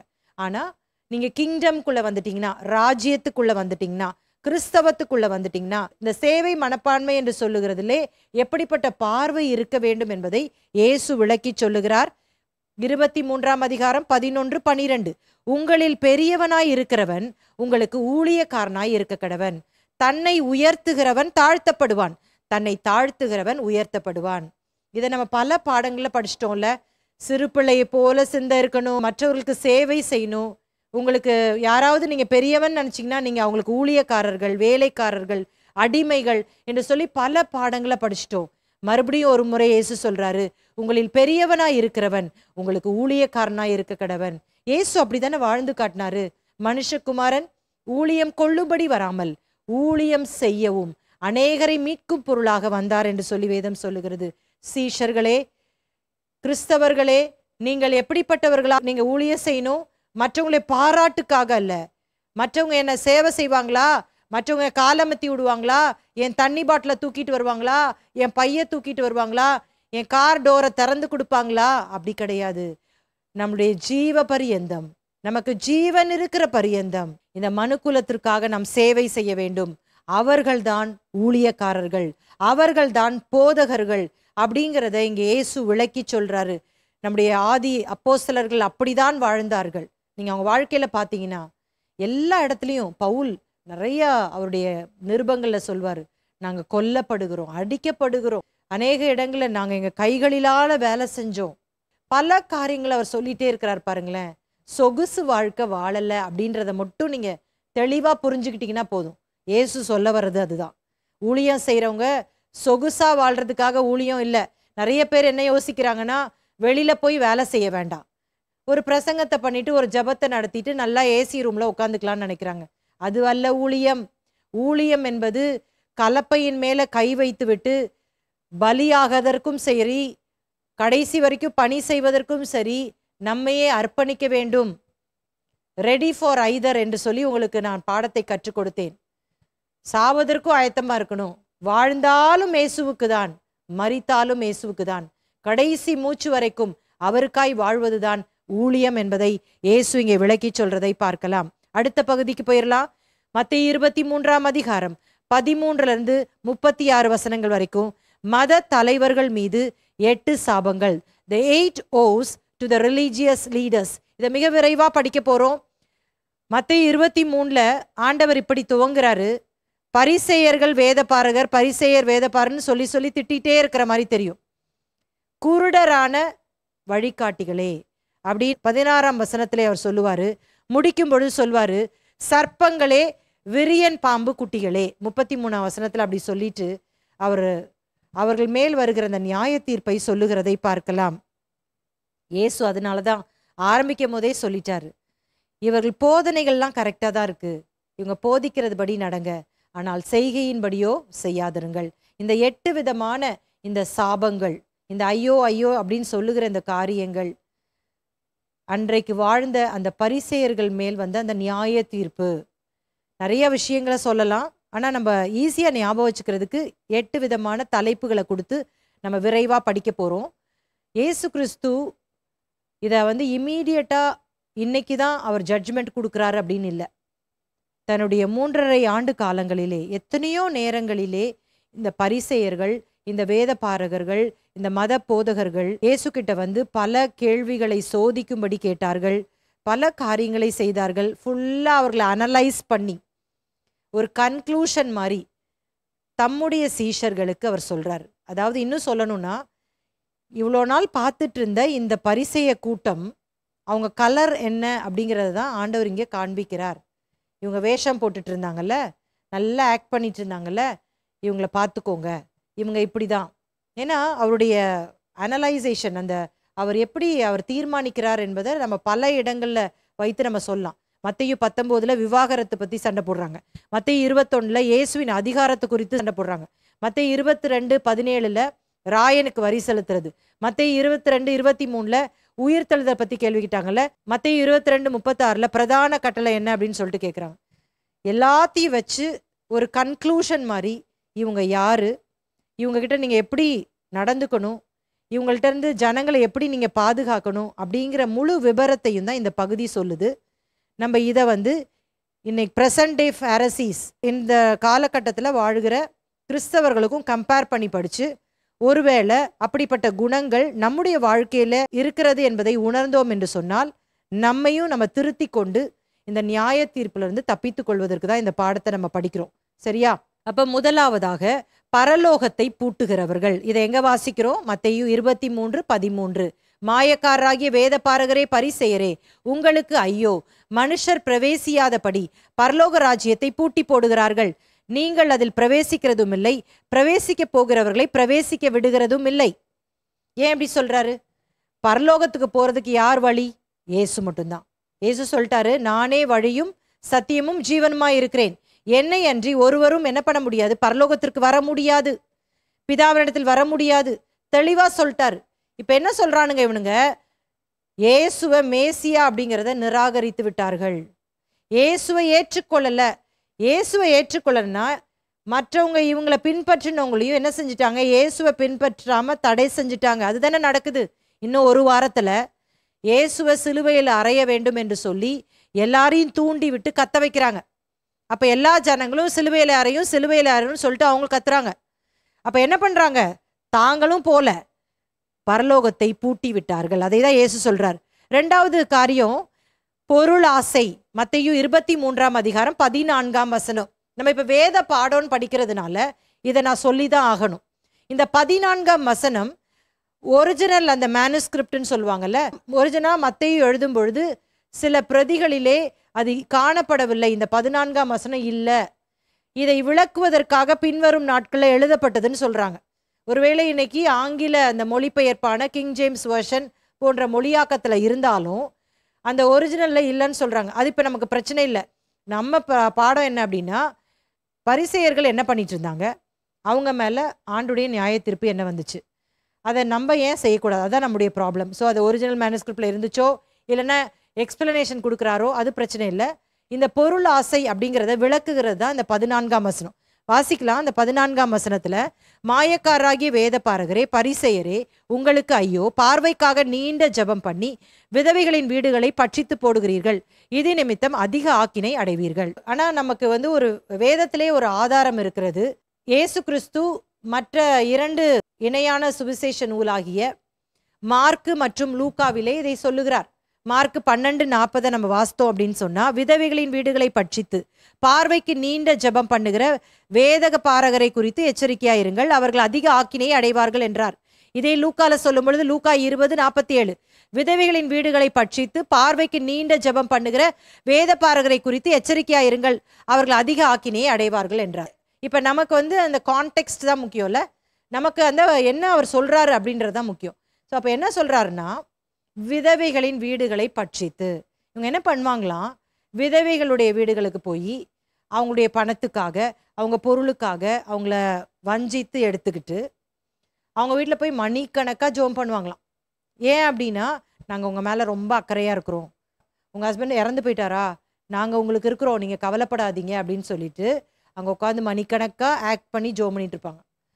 அப்போ ஆண்டவர் சொல்கிறாரு, அவங்க விதவைகளின் வீடுகளை பட்சித்து நீண்ட ஜெபம் பண்ணுறாங்க, அவங்க கண்டிப்பாக ஆக்கினை தீர்ப்பை அடைவார்கள் அப்படிங்கிறத ஆண்டவர் இங்கே விளக்கமாக சொல்கிறத பார்க்கலாம்.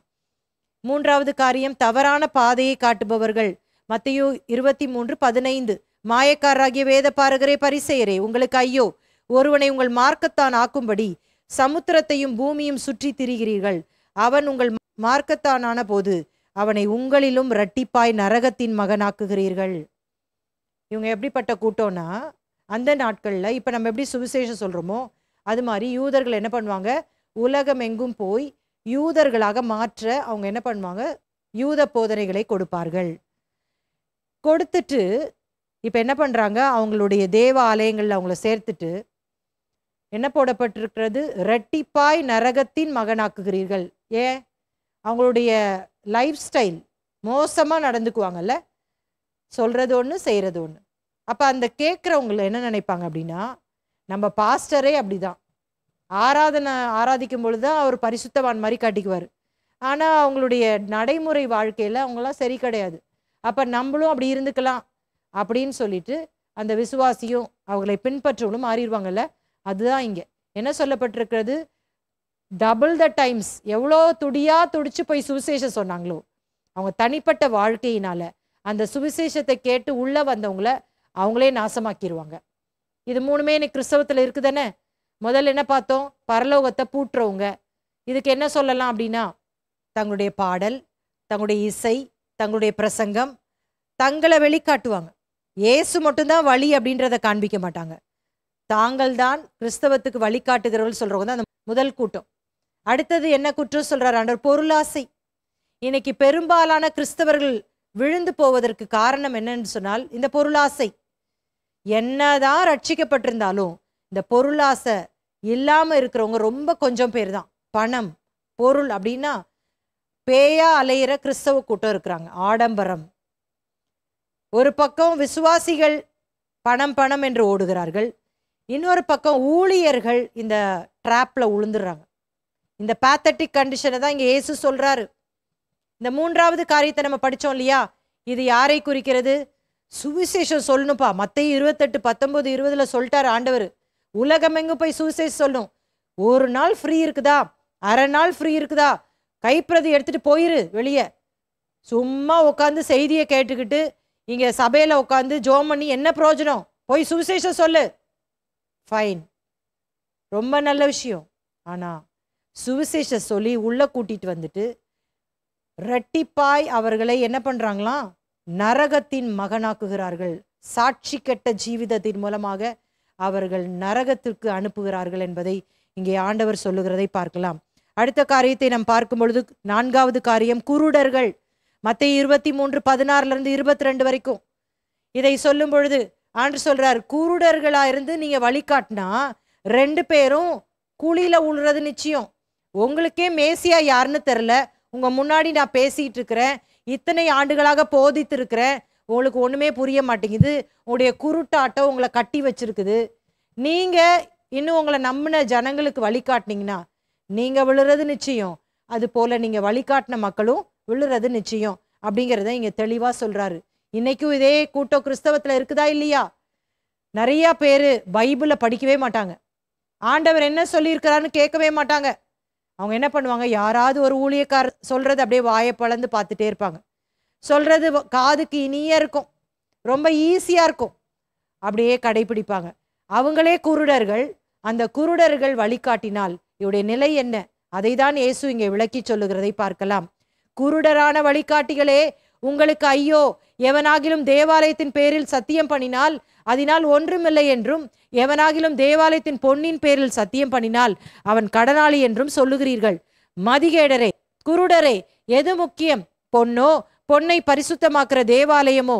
மேலும் எவனாகிலும் பலிபீடத்தின் பேரில் சத்தியம் பண்ணினால் அதனால் ஒன்றுமில்லை என்றும், எவனாகிலும் அதன் மேல் இருக்கிற காணிக்கையின் பேரில் சத்தியம் பண்ணினால் அவன் கடனாளி என்றும் சொல்லுகிறீர்கள். மதிகேடரே, குருடரே, எது முக்கியம், காணிக்கையோ, காணிக்கையை பரிசுத்தமாக்குற பலிபீடமோ?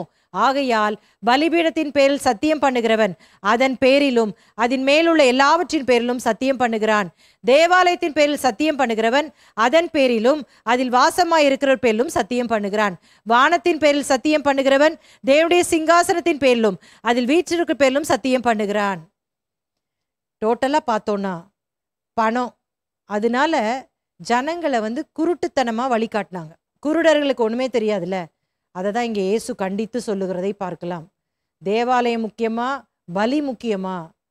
ஆனால் நீங்கள் என்ன பேசிகிட்டு இருக்கிறீங்க? பொன் தான் இம்பார்ட்டண்ட்டு, காணிக்கை தான் முக்கியம் என்று சொல்லி பல காரியங்களை நீங்கள் ட்விஸ்ட் பண்ணிட்டு இருக்கிறீங்களே, குருடர்களே, மதிகேடரே அப்படின்னு சொல்லி இயேசு சொல்கிறார். 5வது காரியம் மாய்மாலம், ஹிப்போக்ரசி, சுயநீதிக்காரர், லீகலிஸ்ட் என்று சொல்லலாம். மத்தேயு 23:23-24 மாயக்காரராகிய வேதபாரகரே, பரிசேயரே, உங்களுக்கு ஐயோ! நீங்கள் ஒர்த்தலாமிலும் வெந்தயத்திலும் சீரகத்திலும் தசமபாகம் செலுத்தி நியாயப்பிரமாணத்தில் கற்பித்திருக்கிற விசேஷத்துகளாகிய நீதியையும் இரக்கத்தையும் விசுவாசத்தையும் விட்டுவிட்டீர்கள். இவைகளையும் செய்ய வேண்டும், அவைகளையும் விடாதிருக்க வேண்டும்.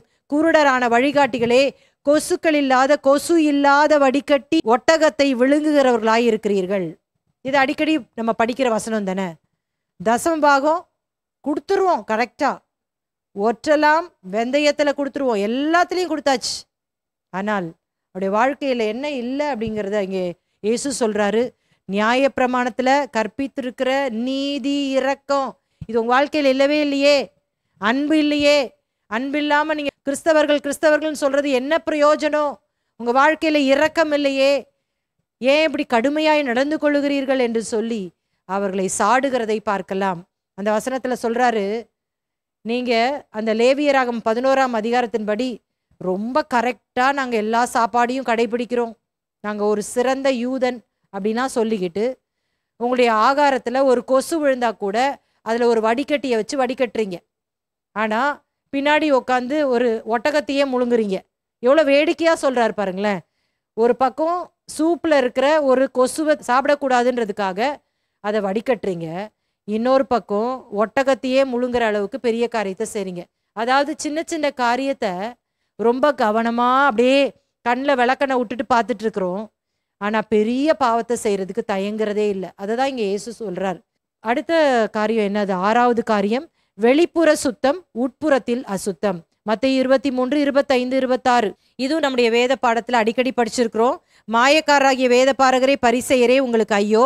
போஜனபான பாத்திரங்களின் வெளிப்புறத்தை சுத்தமாக்குகிறீர்கள், உட்புறத்திலோ அவைகள் கொள்ளையினாலும் அனிதத்தினாலும் நிறைந்திருக்கிறது. குருடரான பரிசேயனே, போஜனபான பாத்திரங்களின் வெளிப்புறம் சுத்தமாகும்படி அவைகளின் உட்புறத்தை முதலாவது சுத்தமாக்கு. நீங்க எல்லாமே வெளியே தான் பார்த்துட்டு இருக்கிறீங்க. வெளியே நல்லா துவைச்சு கிளீனாக போட்டுட்டு போறீங்க. ஆனா உங்க வாழ்க்கையில, உங்க உள்ளத்துல அநீதி இருக்குது அப்படிங்கிறத ஆண்டவர் இங்கே குறிப்பிட்டு சொல்லுகிறதை பார்க்கலாம். 7வது காரியம் வெளிப்புற ஆவிக்குரியவர்கள், உட்புறத்தில் உயிர் இல்லை, மரணம். மத்தேயு 23:27-28 மாயக்காரராகிய வேதபாரகரே, பரிசேயரே, உங்களுக்கு ஐயோ! வெள்ளை அடிக்கப்பட்ட கல்லறைகளுக்கு ஒப்பாயிருக்கிறீர்கள். அவைகள் புறம்பே அலங்காரமாய் காணப்படும், உள்ளேயோ மரித்தவர்களின் எலும்புகளினாலும் சகல அசுத்தத்தினாலும் நிறைந்திருக்கும். அப்படியே நீங்களும் மனுஷருக்கு நீதிமான்கள் என்று புறம்பே காணப்படுகிறீர்கள், உள்ளத்திலோ மாயத்தினாலும் அக்கிரமத்தினாலும் நிறைந்திருக்கிறீர்கள். Beautiful outside but dead inside. வெளியில ரொம்ப வெள்ளையா இருக்கிறாங்க. ஏன் இது சொல்றார் ஆண்டவர்?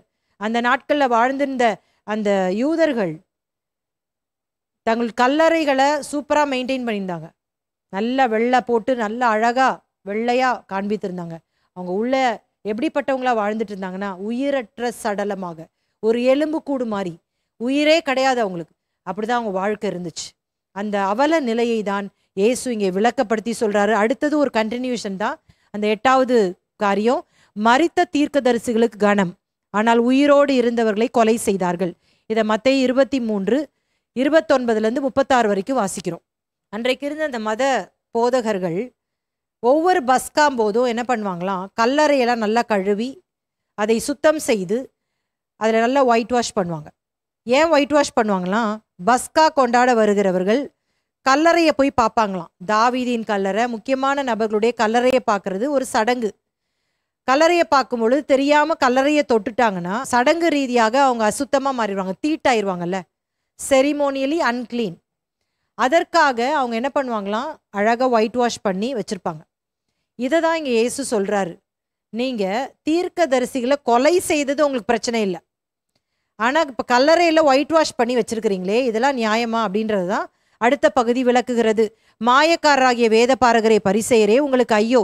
நீங்கள் தீர்க்கதரிசிகளின் கல்லறைகளை கட்டி நீதிமான்களின் சமாதிகளை சிங்காரித்து எங்கள் பிதாக்களின் நாட்களில் இருந்தோமானால் அவர்களோடே நாங்கள் தீர்க்கதரிசிகளின் இரத்த பலிக்கு உடன்பட்டிருக்க மாட்டோம் என்கிறீர்கள்.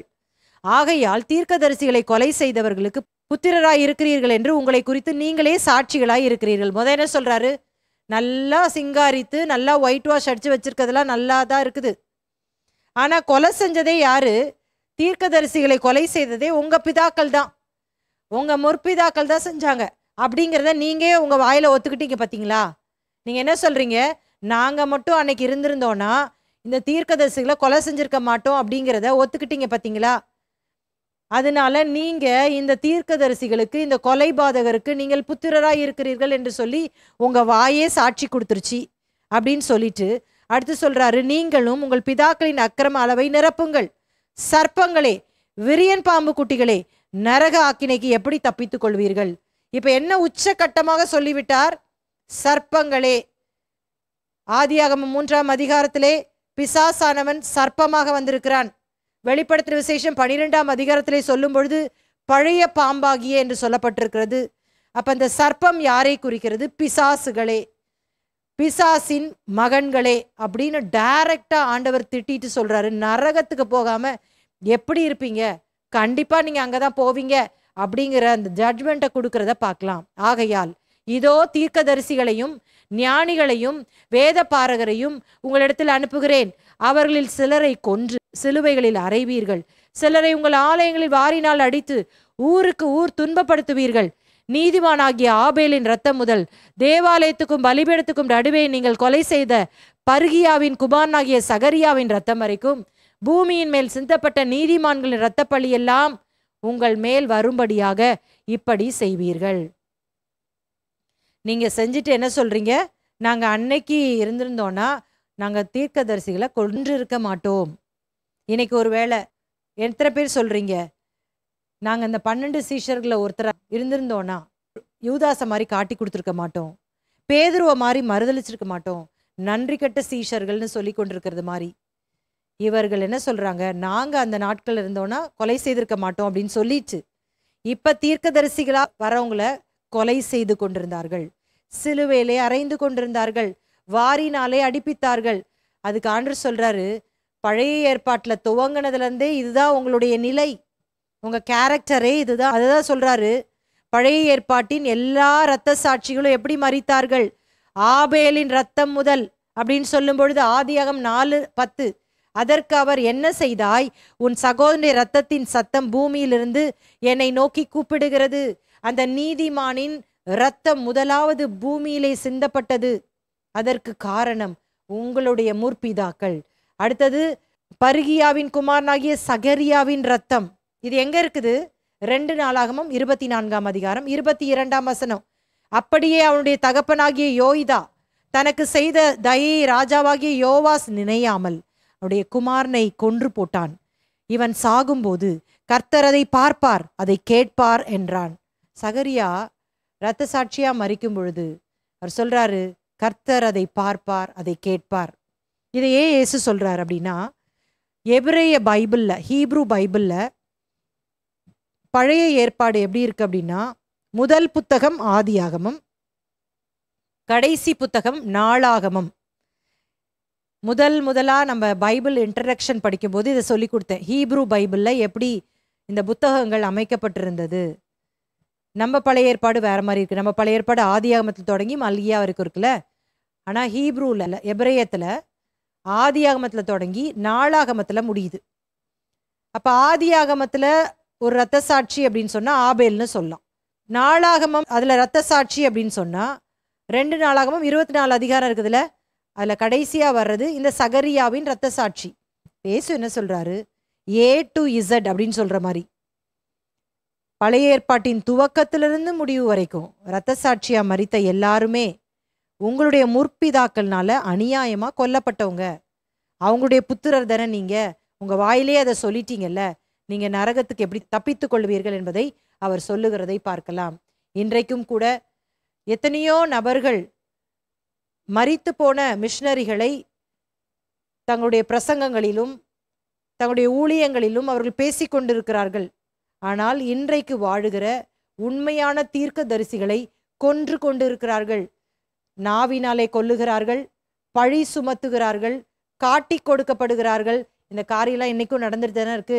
அதை தான் இயேசு இங்க சொல்றத பார்க்கலாம். அப்போஸ்தலனாகிய பவுல் அவர் தம்முடைய ஊழியத்தை செய்யும் பொழுது, அப்போஸ்தலர் நடபடிகள் 23ஆம் அதிகாரம் 3ஆம் வசனத்திலே வாசிக்கும் பொழுது பிரதான ஆசாரனை பார்த்து சொல்றாரு, வெள்ளை அடிக்கப்பட்ட கல்லறையே என்று சொல்கிறார். அதுதான் அன்றைக்கு அவர்கள் வாழ்ந்து கொண்டிருந்த அந்த நிலை. இன்றைக்கு கிறிஸ்தவர்களே, சீஷர் கூட்டமே வெளியில வெள்ளையா இருந்துட்டு உள்ள அநீதி இருக்கக்கூடாது. வெளியில எல்லாரையும் வாழ வைக்கிற மாதிரி ஆக்ட் பண்ணிட்டு நம்ம உள்ளத்துக்குள்ள மற்றவர்களை கொன்று கொண்டு இருக்கக்கூடாது. இதுதான் இயேசு கிறிஸ்து கடிந்து கொள்ளுகிற இந்த 8 விதமான அந்த காரியங்கள். அதற்கான நியாய தீர்ப்பு என்ன என்று சொல்லுகிறார்? அது நரகம் என்பதை சொல்லுகிறார். மத்தேயு 23ஆம் அதிகாரம் 36ஆம் வசனம், இவைகள் எல்லாம் இந்த சந்ததியார் மேல் வரும் என்று மெய்யாகவே உங்களுக்கு சொல்லுகிறேன். இந்த சந்ததியார், இந்த பரிசேயர்கள் கூட்டம், இந்த மத போதகர்கள் கூட்டம் இந்த யூதர்களுக்கு மேல் வரப்போகிறது என்பதை திட்டம் தெளிவாக சொல்லுகிறதை நாம் பார்க்கிறோம். அதை வந்தது என்பதையும் சரித்திரம் நமக்கு விளக்கப்படுத்தி சொல்லுகிறது. கடைசி பகுதி மத்தேயு 23:37-39 வரைக்கும் இயேசு எருசலேமை நினைத்து புலம்புகிறார். Jesus laments for Jerusalem. எருசலேமே எருசலேமே, தீர்க்கதரிசிகளை கொலை செய்து உன்னிடத்தில் அனுப்பப்பட்டவர்களை கல்லெறிகிறவரே, கோழி தன் குஞ்சுகளை தன் சிறகுகளின் கீழ் கூட்டி சேர்த்து கொள்ளும் வண்ணமாக நான் எத்தனை தரமோ உன் பிள்ளைகளை கூட்டி சேர்த்து கொள்ள மனதாயிருந்தேன், உங்களுக்கோ மனதில்லாமற் போயிற்று. ஏன் இயேசு இவ்வளவு மோசமாக இவர்களை திட்டுகிறார்? ஏன் பரிசேயர்களை இயேசு கடிந்து கொண்டார்னா, முதல் காரணம் தம்முடைய சீஷர்கள் வஞ்சிக்கப்படக்கூடாது. ஏன்னா அந்த ராஜ்யம் அப்படின்றத கட்டிட்டு இருக்கிறார். இவங்க கலர் என்னன்னு தெரிஞ்சுக்கோங்க, இவங்களுடைய இருதயம் என்னன்னு புரிஞ்சுக்கோங்க. மத போதகர்கள் தான், வேத பாரகர்கள் தான், பரிசேயர்கள் தான், உங்களுக்கு நியாயப்பிரமாணத்தை கற்றுக் கொடுத்தவங்க தான். ஆனா இவங்க ரொம்ப மோசமானவங்க அப்படின்றத தெரிஞ்சுக்கோங்க அப்படின்றதுக்காக சீஷர்களுக்கு சொல்லித்தர அவர் கடிந்து கொள்ளுகிறதை பார்க்கலாம். இரண்டாவதாக, பரிசேயர்களை இயேசு நேசித்தபடியால் அவர்கள் மீது நியாய தீர்ப்பு வரும் என்பதை எச்சரிக்கிறார். அவர்கள் மனம் திரும்ப வேண்டும் என்பதை தான் இங்க சொல்றார். திரும்ப திரும்ப இந்த மத போதகர்கள் இயேசுவை கூடயே வந்து துரத்திட்டு வந்து அவரை குற்றம் சாட்டும் பொழுது, ஏன் இவ்வளோ நிதானமா ஆரம்பத்திலலாம் பேசி பதில் கொடுத்து நீங்க பண்றது தப்பு எல்லாம் சொல்லிட்டே இருந்தார் அப்படின்னு சொன்னா, அதற்கு முக்கியமான காரணம் இயேசு அவர்களை நேசித்தார். அவருடைய பாவத்திலிருந்து வெளிக்கொண்டு வருவதற்கு முயற்சி செய்தார்.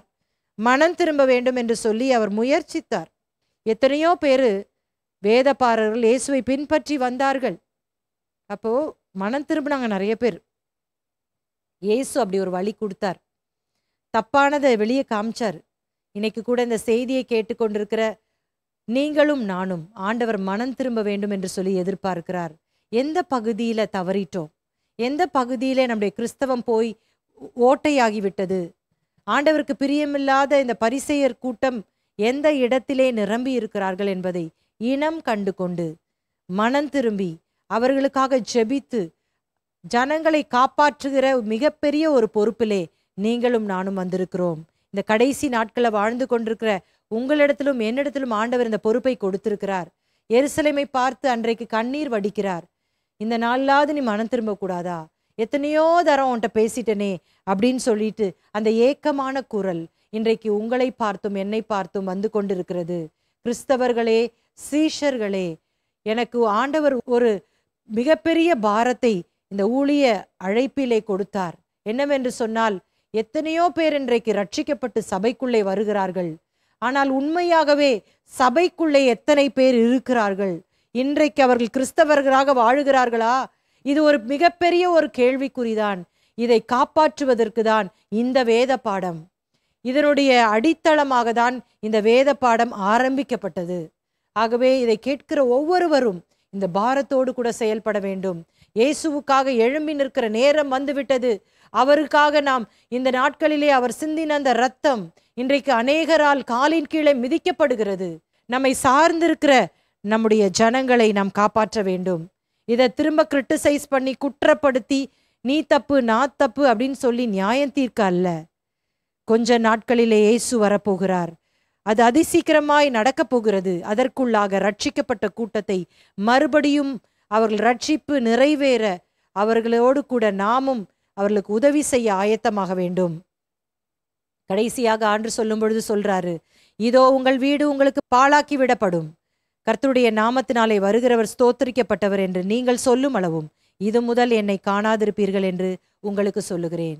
கர்த்தருடைய நாமத்தினாலே வருகிறவர் ஸ்தோத்தரிக்கப்பட்டவர் என்று நீங்கள் சொல்லும் அளவும் இது முதல் என்னை காணாதிருப்பீர்கள். இது லாஸ்டா ஒரு ஃபேர்வெல் மாதிரி இயேசு கிறிஸ்து பரிசேயர்கள்ட்ட பேசுறார். இனிமேல் நீங்க என்னை கூப்பிட்டா கூட நான் வரமாட்டேன். எப்ப நான் வருவேன் அப்படின்னா, கர்த்தருடைய நாமத்தினாலே வருகிறவர் ஸ்தோத்தரிக்கப்பட்டவர் அப்படின்னு ஒரு நாள் நீங்களே உங்க வாயினால சொல்லுற நாள் வரும். அது எதை சொல்றார் அப்படின்னா, அந்த உபத்திரவ காலத்திற்கு பிற்பாடு இயேசு இந்த பூமியிலே அவர் ராஜாவாக யூதர்களை ஆட்சி செய்ய போகிற அந்த மில்லீனியம், அந்த 1000 வருட அரசாட்சியிலே இவர்கள் இயேசுவை குத்தினத்திற்காக மனம் திரும்பி இயேசுவை மறுபடியும் ராஜாவாக அபிஷேகம் பண்ண போகிற அந்த நாள், அது வரைக்கும் உங்களை நான் பார்க்க மாட்டேன் அப்படின்னு சொல்லிட்டு அவர் அந்த இடத்தை விட்டு போய்விடுகிறதை பார்க்கலாம். இந்த நாளிலே மத்தேயு 23 முழுவதும் நம்ம தெளிவாக படித்தோம். விசேஷமாக இந்த பரிசேயர்கள் யார், அவர்களுடைய குணங்கள் என்ன, ஒருவேளை அது என்னுடைய வாழ்க்கையில என்னை சுற்றி இருக்கிற ஜனங்களுடைய வாழ்க்கையில இருக்குமானால் அதை இனம் கண்டு கொண்டு மனம் திரும்புவதற்காக கர்த்தர் நம்மோடு கூட பேசி இருக்கிறார். ஏதோ நல்லா எல்லாம் தெரிஞ்சிருச்சு அப்படின்றதுக்காக இல்ல. ஆண்டவர் நம்மிடத்துல எதிர்பார்க்கிறது மற்றவர்களை குற்றப்படுத்துவதற்கல்ல, மனம் திரும்ப வேண்டும். கிடைக்கப்பட்ட இந்த நாளிலாவது மனம் திரும்ப வேண்டும் என்பதை அவர் விரும்புகிறார். இதை மறுபடியும் நீங்கள் தியானியுங்கள். கர்த்தர் இந்த வார்த்தையின் மூலமாகவே நம்மோடு கூட பேசுவாராக. கண்களை மூடி ஜெபிக்கலாமா? அன்பும் இரக்கமுள்ள நல்ல தகப்பனே, இந்த மாலை வேளைக்காக ஸ்தோத்திரம். எங்களோடு பேசின வார்த்தைகளுக்காக நன்றி செலுத்துகிறோம். தொடர்ந்து இந்த வார்த்தைகள் எங்களுக்குள்ள கிரியை செய்யட்டும். இயேசுவின் நாமத்தில் ஜெபம் கேளும் நல்ல பிதாவே, ஆமேன். கர்த்தர் உங்களை ஆசீர்வதிப்பார். இப்ப நம்ம எந்த பகுதியில இருக்கிறோம் அப்படின்றத பாத்துடலாம். இன்றைக்கு இந்த பிரசங்கத்துடைய தலைப்பு பிரசங்கம் 5, சர்மன் 5, கடைசி கால போதனைகள். என்ன பண்ணிட்டு அவர் தேவாலயத்தை விட்டு புறப்பட்டு போனாரு? பரிசேயர்கள், வேத பாரகர்கள், அவர்களை நீங்க பின்பற்ற கூடாது. வேத பாரகர் அப்படின்னு சொல்லும் பொழுது இவங்க யாரு? கர்த்தருடைய நாமத்தினாலே வருகிறவர் ஸ்தோத்தரிக்கப்பட்டவர் என்று நீங்கள் சொல்லும் அளவும். இது என்ன நான் உங்களுக்கு சொல்லி கொடுத்திருக்கிறேன். இந்த தேவாலயம் அப்படின்னு சொல்லும் பொழுது 2 விஷயத்தை கேட்கிறாங்க. அதனால இயேசு வராம இருக்க போறது இல்ல, அவர் நிச்சயம் சொன்னபடி வரதான் போகிறார். இந்த வருகை அப்படின்னு சொல்லும் பொழுது 2 வகையிலே நாம் புரிந்து கொள்ள வேண்டும். இப்ப நிறைய பேரு இயேசு சொல்லிட்டு போனாரு, 2000 வருஷம் ஆயிருச்சு, ஆனா இன்னும் வரலையே அப்படின்னு நிறைய பேர் சொல்லிட்டு இருப்பாங்க. வேத பண்டிதர்கள் இதை ரொம்ப அழகாக விளக்கி இருக்கிறார்கள். இந்த கால அளவை, இந்த டைம் லைனை ரொம்ப அழகா சொல்லியிருக்கிறாங்க. நித்தியம் அப்படின்னு சொல்லும் பொழுது 2 விஷயம் நான் சொல்ல விரும்புறேன். இன்னைக்கு நம்ம கடைசியாக இந்த பாடத்தை எப்படி முடிக்க போறோம் அப்படின்னு சொன்னா, இத ஒரு யூத திருமணத்தோடு கூட ஒப்பிட்டு நம்ம படிக்க போறோம். இதை நான் அப்படியே உங்களுக்கு பாருங்க, இயேசுடைய அந்த வாழ்க்கையோடு கூட ஒப்பிட்டு நான் சொல்ல விரும்புகிறேன். இயேசு ஏன் திருமணம் செஞ்சு கொள்ளல அப்படின்னா, இதெல்லாம் நீங்க மறுபடியும் தியானிங்க.